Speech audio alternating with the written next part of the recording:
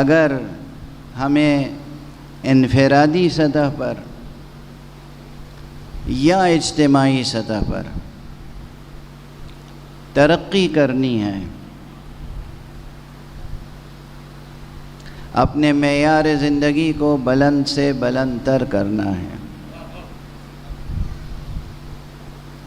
اور دنیا کی مشکلوں کو شکست دے کر فتح حاصل کرنی ہے،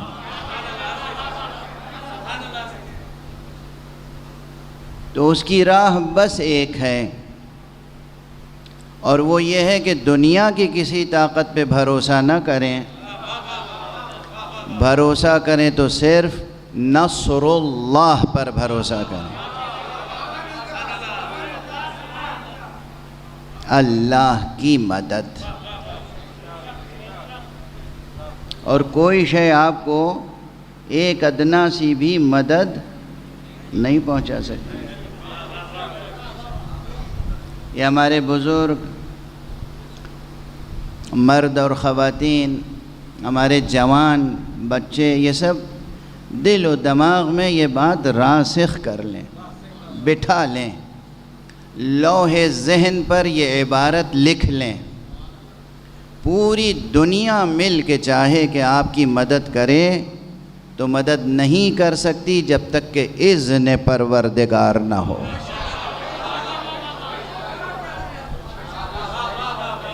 اور پوری دنیا مل کے یہ چاہے کہ آپ کو شکست دے دے تو شکست نہیں دے سکتی جب تک کہ اذن پروردگار نہ ہو۔ یہ صرف شاعرانہ بات نہیں ہے،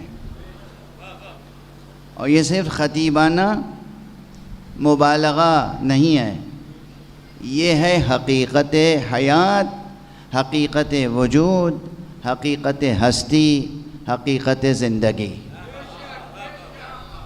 جس کا جی چاہے تجربہ کر لے، جس کا جی چاہے ابرہہ بن جائے، دیکھ لے کہ وسائل سے فتح و شکست وابستہ ہے یا امر الہی سے فتح و شکست وابستہ ہے۔ جدید مثالیں نہیں دیتا، قدیم مثالوں سے کام بن جاتا ہے۔ جس کا جی چاہے ابرہہ بن جائے، یعنی وقت کے بڑے سے بڑے اسلحے لے آئے۔ بھئی اس زمانے میں کیا تھا؟